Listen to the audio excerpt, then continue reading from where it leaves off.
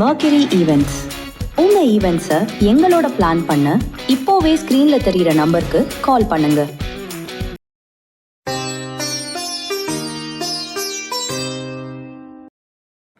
ஓம் சரணாகத தீனார்த்த பரித்ராண பராயணி சர்வஸ்யார்த்திகரே தேவி நாராயணி நமஸ்துதே.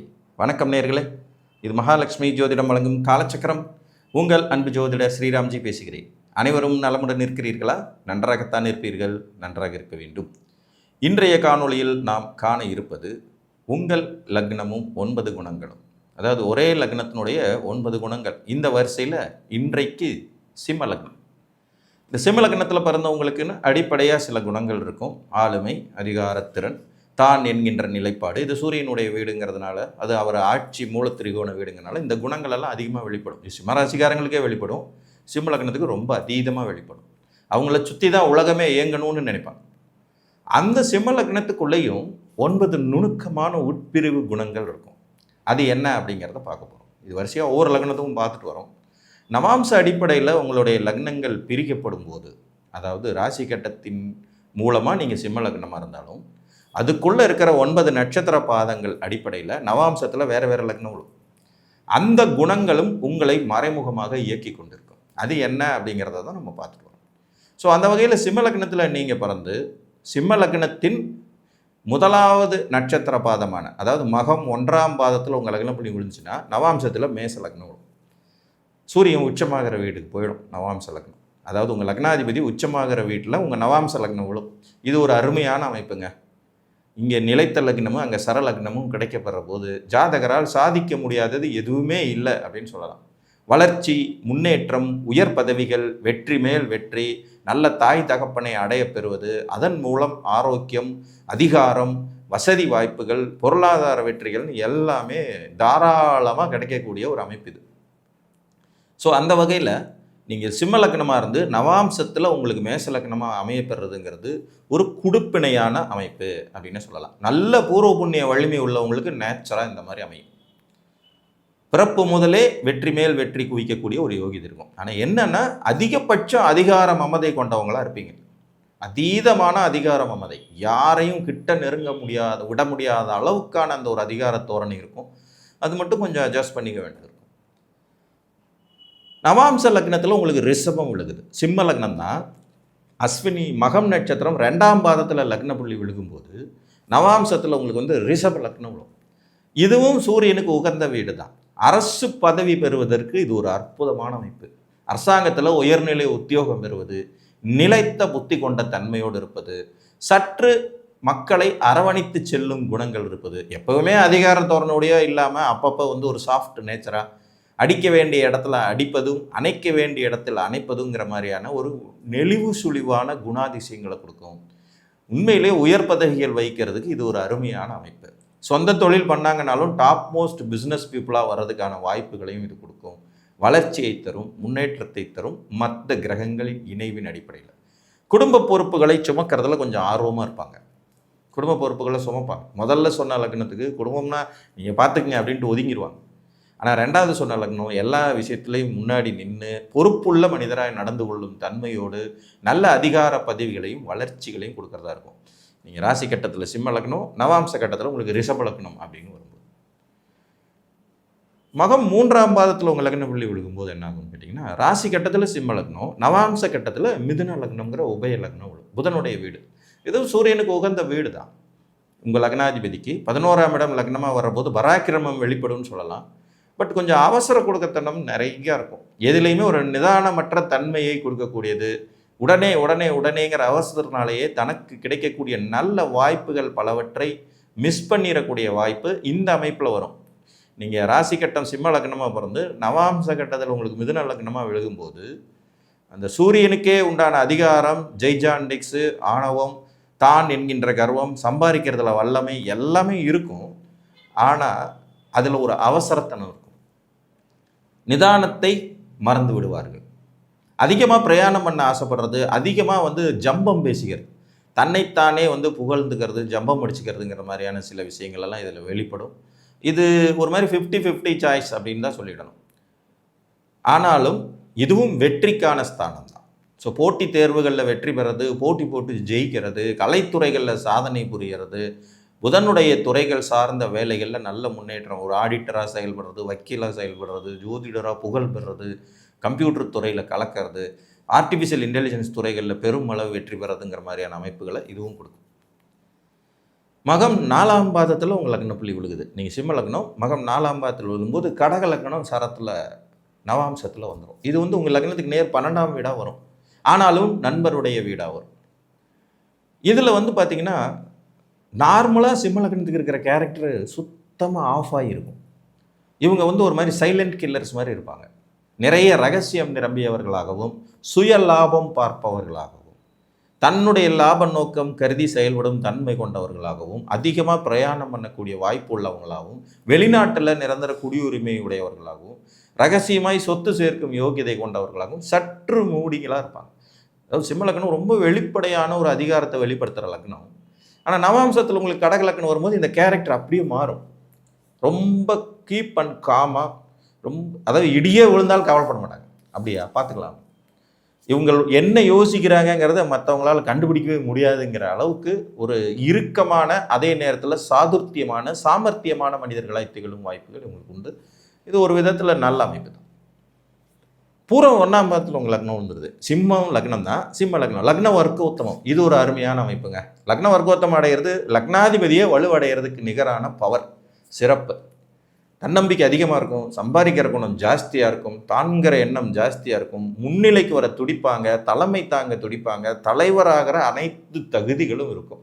அரசியலில் உயர் பதவி, அரசாங்கத்தில் உயர் பதவி, அதிகாரத்தை கைப்பற்ற துடிப்பது, அதிகாரம் மிக்கவராய் தன்னை அரவணைத்துக் கொள்வது, ஆக்கிக் கொள்வதுன்னு நிறைய நல்ல விஷயம் இருக்கும். இதில் சுக்கிரனுடைய அந்த நட்சத்திரத்தில் விழுகும்போது குடும்பத்தையும் அரவணைச்சு போவாங்க, பொதுமக்களையும் அரவணைச்சு போவாங்க. நிறைய அதாவது ஒரு சமுதாய தொடர்புகள் மிக அதிகமாக இருக்கும். அதே நேரத்தில் இவங்களால் சாதிக்க முடியாதது எதுவுமே இல்லைங்கிற அளவுக்கு வைராக்கிய உறுதியோடு இருப்பாங்க. தசாபுத்திகளோட ஒத்துழைப்புலாம் இருந்துச்சுன்னா இதெல்லாம் தான் நாடாளுற அமைப்பு அப்படின்னு சொல்லலாம். பெரும் அளவுக்கான வளர்ச்சியையும் முன்னேற்றத்தையும் தரக்கூடியது. ராசி நவாம்சம் ரெண்டுலேயுமே சிம்ம லக்னம் உங்களுக்கு விழுந்துடுறது. சூரியன் நல்ல பொசிஷனில் உட்காந்து தசாபுத்தி ஒத்துழைச்சா போதும். இவர்கள் வெறும் வெற்றியாளர்கள். பூரம் 2ஆம் பாதத்தில் கன்னியில் போய் நவாம்ச லக்னம் விழுந்துருது. சிம்ம லக்னம் நீங்கள் ஜாதகப்படி, நவாம்சத்தில் பார்த்தீங்கன்னா கன்னியில் விழுகும். இது ஒரு வீக்கான அமைப்புன்னு தான் சொல்லணும். பணத்தின் பின்னாடி அலைய விட்டுடும் நிறையா. அதனாலேயே அந்த சிம்மத்துக்கே உண்டான அந்த கர்வம் கொஞ்சம் குறைஞ்சு போயிடும். இவங்க சிம்ம லக்னம் தானா அப்படின்னு இவங்களுக்கே பல நிலைகளில் டவுட் வரும். என்கிட்ட ஜாதகம் பார்க்குறவங்க நிறைய பேர் கேட்பாங்க, சார் எனக்கு சிம்ம லக்னம் அப்படி இருக்கும் இப்படி இருக்குன்றாங்க சார், எனக்கு அந்த மாதிரி கேரக்டரே இல்லை சார், நான் ரொம்ப சாஃப்ட் நேச்சரு, யாருக்கிட்டையும் பெருசாக பேசக்கூட மாட்டேன், நான் உண்டு என் வேலை உண்டுன்னு இருப்பேன், எப்படி சாருங்கும் போது அதை சொல்லுவேன். கன்னி லக்னத்தில் நவாம்சம் விழுந்துருக்குப்பா, சாஃப்ட் நேச்சர், வம்பு வேண்டான்னு ஒதுங்கி போகிற தன்மையை கொடுக்கும். அதே நேரத்தில் கடும் உழைப்பாளிகளாகவும் பணம் சேர்ப்பதில் வல்லவர்களாகவும் சாமர்த்தியசாலிகளாகவும் இருப்பாங்க. இருந்தாலும் இது கொஞ்சம் வீக்கான அமைப்பு தான் வச்சுங்களேன்.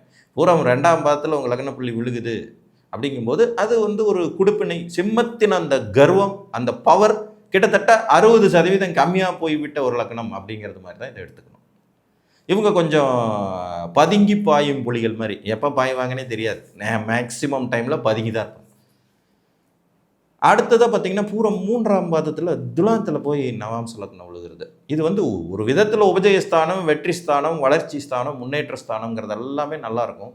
ஆனால் அதே நேரத்தில் கன்னிக்கு சொன்னது மாதிரி இவங்களும் கொஞ்சம் பதுங்கி பாயிறவங்க தான், சுயகாரிய புலிகளாகிடுவாங்க. நார்மலாக சிம்மம் அப்படிப்பட்ட கேரக்டர் உள்ளதே இருக்காது, சுயகாரிய புலிகளாக இருக்க மாட்டாங்க. அவங்க வந்து ஒரு மாதிரி கட்ஸ் உள்ள ஆளுகளாக, ஸ்ட்ரைட் ஃபார்வர்டாக செய் அல்லது செத்துமடிங்கிற மாதிரியா இருப்பாங்க. பட் ஆனால் இந்த 2 லக்னங்கள் விழும்போது பார்த்தீங்கன்னா இவங்க இருக்கிற இடமே வெளியில் தெரியாது. தான் உண்டு, தன்னுடைய வேலை உண்டு, நல்ல பிஸ்னஸ் பீப்புள்ஸை உருவாக்கக்கூடிய அமைப்பு இது. ராசி கட்டத்தில் உங்களுக்கு சிம்ம லக்னமாகவும் நவாம்சத்தில் துலா லக்னமும் விழுகும்போது நல்ல பிஸ்னஸ் மைண்ட் இருக்கும். எப்போ பார்த்தாலும் தொழில் தொழில் தொழில் பிஸ்னஸ், யாரை எப்படி சரியாக பயன்படுத்திக்கலாம், யாரை எங்கே வந்து காரியத்துக்கு வந்து நம்ம யூஸ் பண்ணிக்கலாங்கிற மாதிரி இருக்கும்.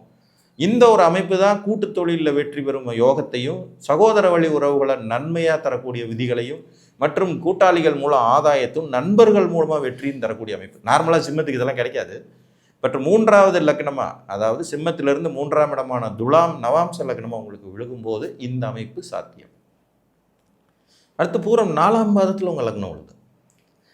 இது வந்து சிம்மத்திலிருந்து கால்குலேஷன் பண்ணுனா 4வது லக்னமான விருச்சிகம் வந்துடும். நவாம்சத்தில் விருச்சிக லக்னம். இது ஒரு ரகசியம் நிரம்பிய வீடுங்க. சிம்மம் நார்மலாக தாம் தும் தடாபுடான் குதிக்கிறது. ஆனால் அதுக்கு நேர் ஆப்போசிட்டாக சைலண்ட் கில்லர் அப்படிங்கிறது மாதிரி யோசித்து செயல்பட்டு தனது காரியத்தை சாதித்து கொள்ளும் தன்மை கொண்டவங்களாக இருப்பாங்க. கடகத்தில் விழுந்தாலும் அதே குணம் இருக்கும், விருச்சிகத்தில் விழுந்தாலும் அதே குணம் இருக்கும். இவங்களுக்கு நிறைய சொத்து சுகங்கள் சேரும், நிறைய ரகசிய நடவடிக்கைகள் இருக்கும், எதிரிகளெல்லாம் ஒன்றுமே இல்லாமல் பண்ணிவிடுவாங்க, வெற்றி வாகை சூடுறதுக்காக எந்த எல்லைக்கும் போவாங்க, அதீத சாமர்த்தியசாலிகளாக இருப்பாங்க, பயங்கர புத்திசாலிகளாக இருப்பாங்க. இவங்க வாயிலிருந்து ஒரு வார்த்தை வரணும்னா அது 100 மடங்கு யோசனைக்கு பிறகு தான் வரும். ரொம்ப நேச்சுரலாக வந்து பார்த்திங்கன்னா இருக்கிற மாதிரியே இருக்கும். ஆனால் உள்ளுக்குள்ளே மிகப்பெரிய திட்டங்கள் தீட்டும் சாமர்த்தியசாலிகளாக இருக்கக்கூடியவர்களாக நவாம்சத்தில் உங்களுக்கு விருச்சிக லக்னம் வரும்போது வரும். இது சூரியனுக்கு ஒரு மாதிரி சம வீடு, சம உச்ச வீடு. ஏன்னா மேசத்தில் ஒரு உச்சம் வலிமையை பெறும்போது விருச்சிகத்தில் சம உச்ச வலிமையை பெறுவாருங்கனால இதுவும் வந்து அதிகாரம், பதவி, முன்னேற்றம், சாதுர்த்தியமாய் காய் நகர்த்துதல் அப்படிங்கிற மாதிரி. இவங்களுடைய மூளை பார்த்திங்கன்னா ஒரு செஸ் பிளேயர் மாதிரி எப்போவுமே செயல்பட்டுக்கிட்டே இருக்கும். இப்படி இந்த காய் அவன் அங்கே நகர்த்துறானா நம்ம இப்படி நகர்த்துவோம் அப்படிங்கிற மாதிரி பிளான் போட்டு வாழ்க்கையில் சக்ஸஸ் பண்ணக்கூடிய ஒரு அமைப்பை தரக்கூடியது. இது ஒரு விதத்தில் நல்ல அமைப்பு. ஆனால் சிம்மத்துக்கு உண்டான அந்த நேச்சர் கேரக்டர், தாம் தும்னு குதிக்கிறது, நான் தான் முன்னாடி நிற்கணும்னு இருக்கிறது, இதெல்லாம் இந்த நவாம்சத்தில் கன்னி, துலாம், விருச்சிகம் விழுகும்போது வரவே வராது. ரொம்ப அடக்கி வாசிச்சிருவாங்க. அடுத்தபடியாக உத்திரம் 1ஆம் பாதத்தில் உங்கள் லக்னம் விழுகுது.